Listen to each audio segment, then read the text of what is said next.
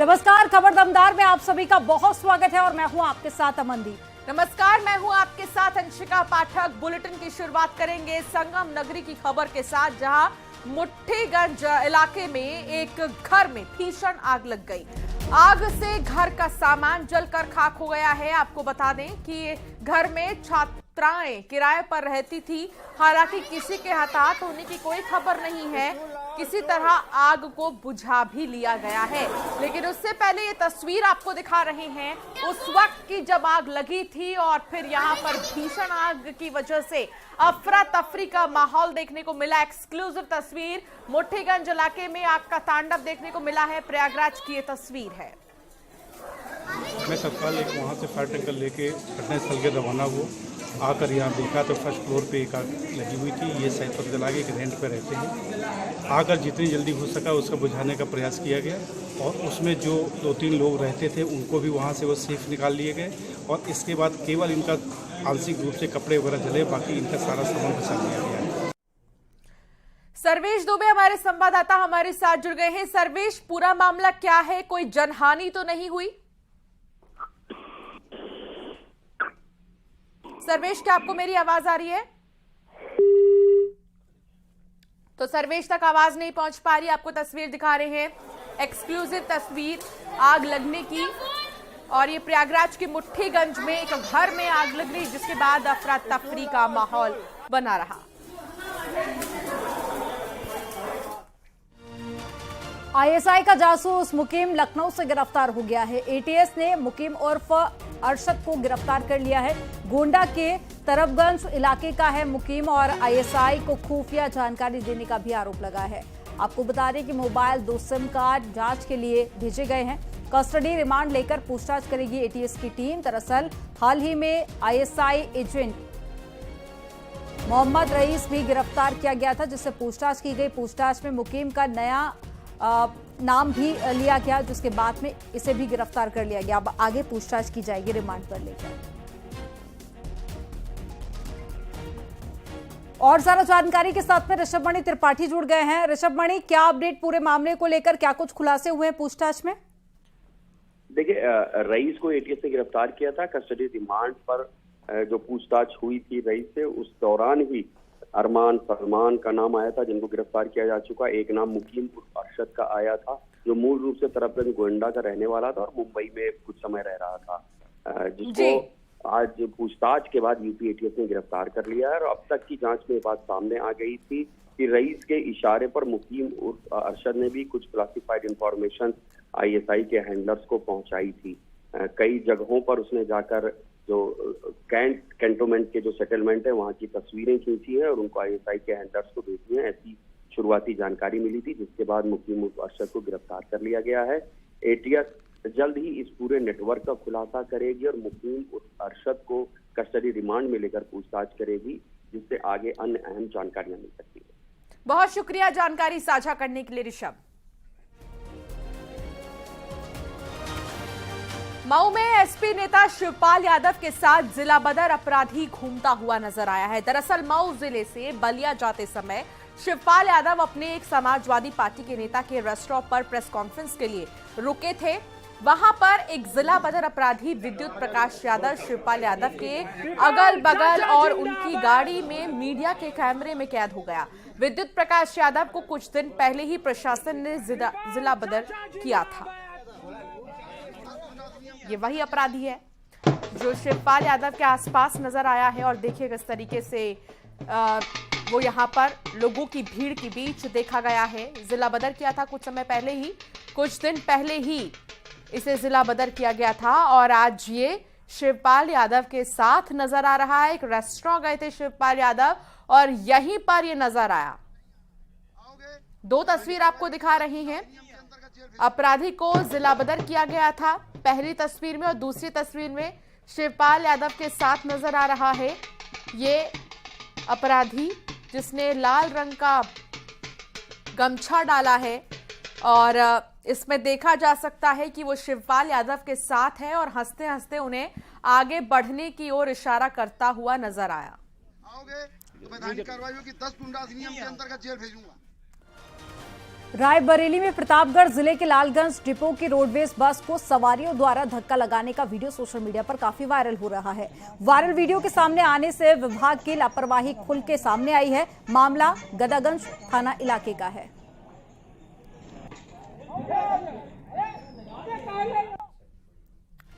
बागपत के दोघट थाना क्षेत्र में युवक की हत्या का चौंकाने वाला मामला सामने आया। युवक की गला दबाकर हत्या करने के बाद शव को गांव के बाहर काली नदी में फेंक दिया गया। पुलिस और एनडीआरएफ की टीम ने मौके पर पहुंचकर काली नदी में शव तलाश किया, लेकिन कई घंटे का ऑपरेशन चलाने के बाद भी पुलिस और एनडीआरएफ की टीम को कामयाबी नहीं मिली। परिजनों ने आरोप लगाया था कि युवक को घर से बुलाकर पड़ोसी महिला और उसके साथी ने हत्या कर दी है। उसी के आधार पर पुलिस ने दोनों को गिरफ्तार कर पूछताछ की तो उन्होंने शव को काली नदी में फेंकने की बात कही है। घटना तो जी बामनोली का एक राजीव नाम का लड़का है।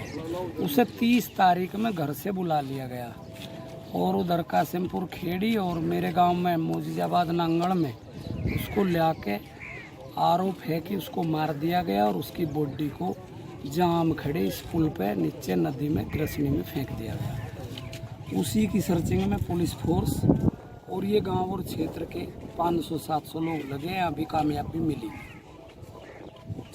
गोताखोर तलाश रहे अभी। गोताखोर जो पुलिस की एनडीआरएफ की 2 टीम है वो लगी हैं और जो हमारे लोकल के गोताखोर हैं वे सब लगे हैं। और आप देख रहे हो कितने लोग यहाँ मौजूद हैं, सब इसी तलाश में हैं, इसी उम्मीद में है कि भाई डेड बॉडी मिल जाएगी। बरेली थाना इज्जत नगर इलाके के 11वीं की छात्रा के भाई ने आरोप लगाया है कि दबंग उदेश राठौर ने उसकी बहन को सैनिटाइजर पिलाया जिससे कि उसकी मौत हो गई। दबंग उदेश राठौर उसकी बहन के साथ में छेड़छाड़ करता था और दबंग उदेश राठौर समेत उसके 3 साथियों पर भी आरोप है। इस मामले में पुलिस ने शव को कब्जे में लेकर मामले की छानबीन शुरू कर दी है।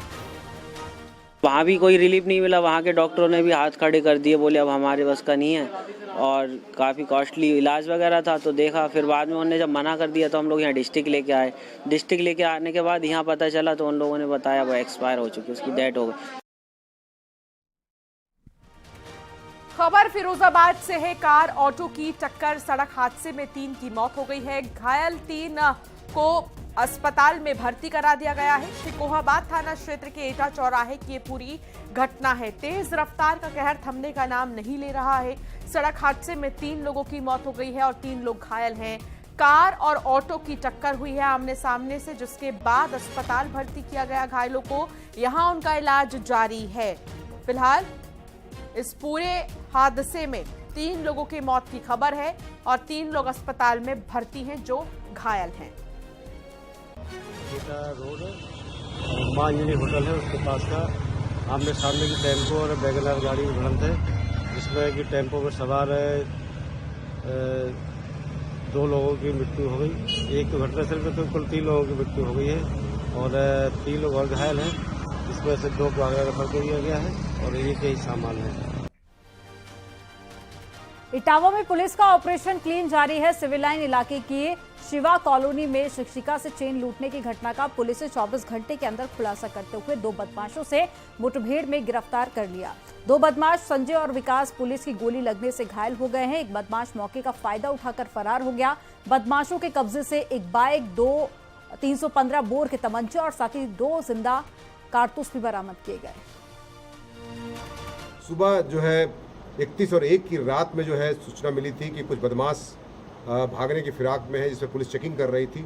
जिसके आधार पर एक मोटरसाइकिल भागती हुई दिखाई दी। सो पुलिस चेक किया जाता है बसरेहर पुलिस और सर्विलांस की टीम द्वारा, जिस पर 3 बदमाश भाग रहे थे और पुलिस के चेक करने में उन्होंने काउंटर फायर किया और फिर पुलिस ने उस पर काउंटर फायर किया, तो जिससे 2 बदमाशों को पैर में गोली लगी है तथा लूटा हुआ जो चेन था वो बरामद हुआ है। पूछताछ से उन्होंने अपना जुर्म स्वीकार भी कर लिया है।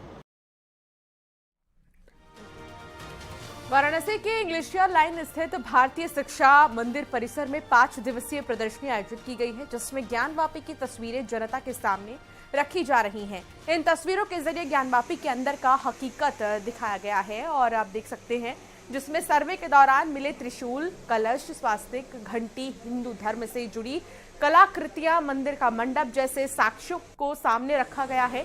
तस्वीरों की गैलरी बनाई गई है जो एक एक सबूत ज्ञानवापी के मंदिर होने की सच्चाई बयां कर रही है।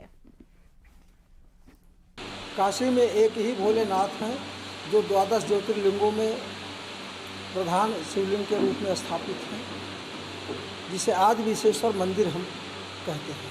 और जो मंदिर ये 354 वर्ष पूर्व तोड़ा गया है, उसकी सारी सच्चाई हम लोगों ने जनता के सामने ले आने का प्रयास किया है। ये पता चलता है कि वहाँ मंदिर था, क्योंकि जो भी चीज़ें मिली हैं वहाँ पे वो सब कुछ मतलब मंदिर के हिसाब से हैं। बाकी इन्होंने तोड़फोड़ किया है। अब देखिए, कथा होती थी 9 दिन का, उसमें भी हम लोग आते थे। तो हम लोग को तो बचपन से देखते आ रहे हैं कि यहाँ मंदिर के अवशेष हैं या मंदिर था। योगी कैबिनेट की बैठक में 32 प्रस्ताव पर मोहर लगी है। बैठक के बाद में प्रेस वार्ता कर यूपी के कृषि मंत्री सूर्य प्रताप शाही, वित्त मंत्री सुरेश खन्ना ने जानकारी दी। यूपी में 5G के काम को बढ़ावा मिलेगा, सस्ती 5G सेवा मिलेगी और बैठक में कई अहम निर्णय भी लिए गए।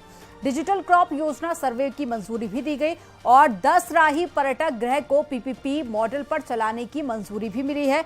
75% से ज्यादा क्षतिग्रस्त ऐतिहासिक इमारतों को लीज पर दिया जाएगा और शिक्षा सेवा चयन के गठन के लिए विधेयक के मसौदे पर भी कैबिनेट ने मोहर लगा दी है। इसका मुख्यालय प्रयागराज में होगा और साथ ही बदायूं मेरठ मार्ग को 2 से 4 लेन किए जाने का प्रस्ताव भी पास हो गया है। ये जो 21 जिले हैं उसमें भदोही, संत कबीरनगर, औरैया, महोबा, हबीबपुर, सुल्तानपुर, वाराणसी, जौनपुर, प्रतापगढ़, मिर्जापुर, मुरादाबाद, जालौन, चित्रकूट, फर्रुखाबाद, अयोध्या, चंदौली, झांसी, बस्ती, हरदोई, देवरिया और गोरखपुर में 100% जियो रेफरेंस के आधार पर इनका खसरावार डिजिटल क्रॉप सर्वे किया जाना है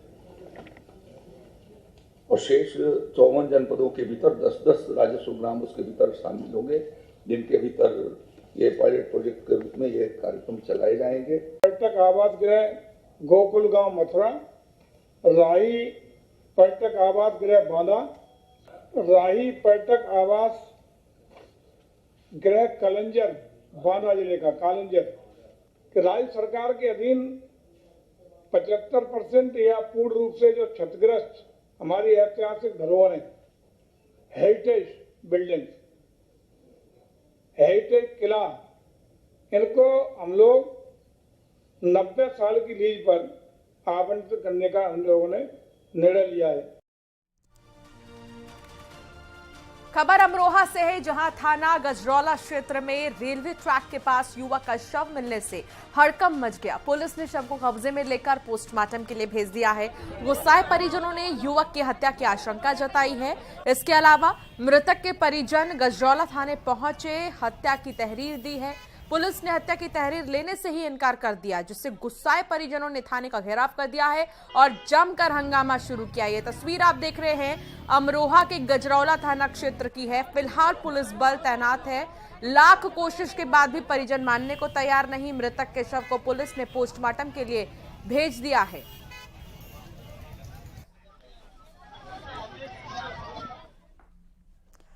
जौनपुर में ताजिया जुलूस में देश विरोधी नारे लगाने के मामले में बड़ा एक्शन लिया गया। न्यूज 18 की खबर का बड़ा असर हुआ। पुलिस ने मुकदमा दर्ज कर 33 अराजक तत्वों को गिरफ्तार कर लिया। पाकिस्तान जिंदाबाद के नारे लगाने वालों पर मामला दर्ज किया गया। एसपी ने लापरवाही के आरोप में थाना अध्यक्ष ब्रजेश कुमार गुप्ता को हटाया है। वीडियो मीरगंज थाना के गोधना बाजार का है, जहां पर ताजिया जुलूस के दौरान में पाकिस्तान जिंदाबाद के नारे लगाए गए थे।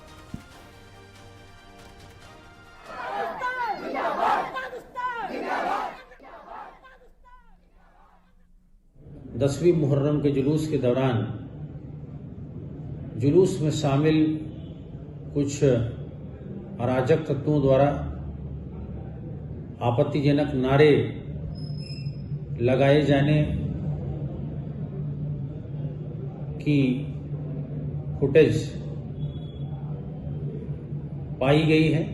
सभी नामजद कुल 33 अराजक तत्वों को पुलिस हिरासत में लेकर नियमानुसार उन्हें गिरफ्तार करते हुए चालान किया जा रहा है।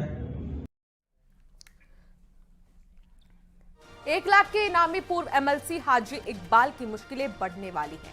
हाजी इकबाल के खिलाफ रेड कॉर्नर नोटिस जारी करने की तैयारी है। पहले से ही हाजी इकबाल के खिलाफ लुकआउट सर्कुलर जारी है। रेड कॉर्नर नोटिस से दुबई समेत दूसरे देशों में भी हाजी इकबाल की तलाश की जा सकेगी। मनी लॉन्ड्रिंग की जांच के दौरान दुबई में हाजी इकबाल की संपत्तियों की जानकारी मिली है। बीते 1 साल से पुलिस, ईडी, सीबीआई हाजी इकबाल की तलाश कर रही है। हाजी इकबाल पर नेपाल के रास्ते दुबई भागने का शक है।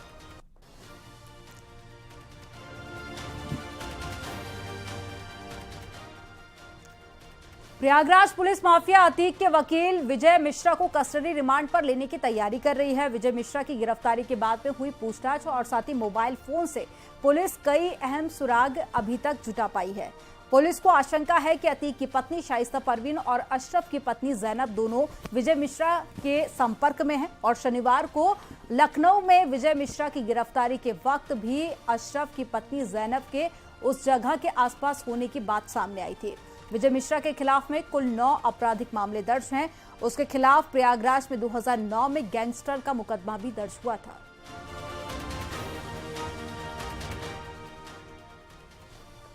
प्रयागराज में अतीक अहमद के खिलाफ बड़ी कार्रवाई होगी। अतीक की 12 करोड़ 42 लाख की संपत्ति कुर्क की जाएगी। प्रशासन को कठहुला गौसपुर में अतीक की संपत्ति होने की जानकारी भी मिली है। गैंगस्टर एक्ट के तहत प्रयागराज पुलिस संपत्ति कुर्क करेगी। अतीक अहमद के खिलाफ साल 2020 में खुलदाबाद थाने में गैंगस्टर एक्ट में मुकदमा दर्ज हुआ था। मुकदमे की जांच में कठहुला गौसपुर में अवैध संपत्ति की जानकारी भी मिली थी। आरोप है कि अतीक ने अगस्त 2015 में 14 लोगों से 23,000 से भी ज्यादा की वर्ग मीटर जमीन जबरन ली थी। एक गरीब व्यक्ति के नाम पर खरीदी गई इस जमीन को पुलिस ने राजस्व विभाग चिन्हित करा लिया है। जल्द ही पुलिस इस जमीन को जब्तीकरण की कार्रवाई की जाएगी। पुलिस सूत्रों के मुताबिक माफिया अतीक अहमद के वकील विजय मिश्रा ने भी इस जमीन के बारे में पूछताछ में खुलासा किया था।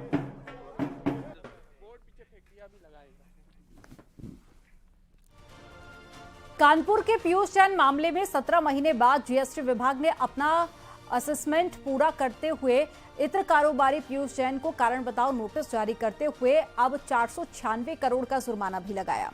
अहमदाबाद की यूनिट ने पीयूष जैन और उसके परिवार के सदस्यों की कंपनी के लेखा जोखा दस्तावेजों की गहन जांच करने के बाद में ये आकलन किया है।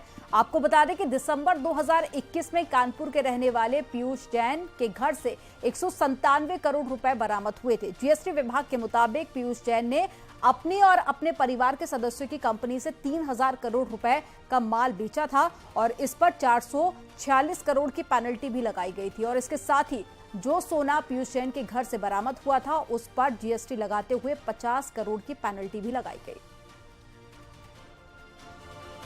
कल तारीख लगाई है माननीय न्यायालय में और ऑब्जेक्शंस वगैरह दाखिल कर दिए गए हैं जिसमें कल माननीय न्यायालय इस पर निर्णय देगा। कस्टम वाले केस के अंदर उनके यहाँ जब रेट पड़ी थी 197 करोड़ रुपए कैश के साथ में 23 किलो सोना उनके कन्नौज वाले घर से बरामद हुआ था। उसको माननीय न्यायालय में हम लोग ने एक कंप्लेंट दाखिल करा था डीआरआई में कस्टम एक्ट धारा 135 के अंतर्गत। और यहाँ रुकना होगा एक छोटे से ब्रेक के लिए। खबरों का सिलसिला आगे भी जारी रहेगा, आप देखते रहिए न्यूज़ 18।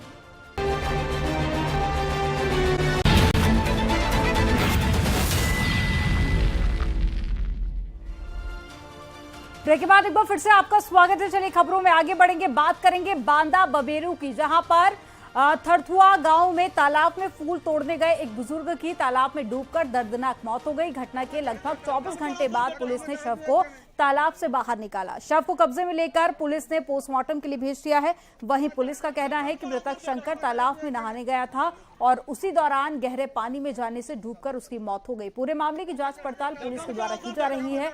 घटना के बाद से परिवारजनों में कोहराम मचा हुआ है। बताया जा रहा है कि संभवतः ये नहाने के लिए गए थे, यहाँ गहरे पानी में डूबने से इनकी कल मृत्यु हो गई थी। आज इनका शव उक्त तालाब से बरामद करके पंचायतनामा कर पोस्टमार्टम की कार्रवाई कराई जा रही है।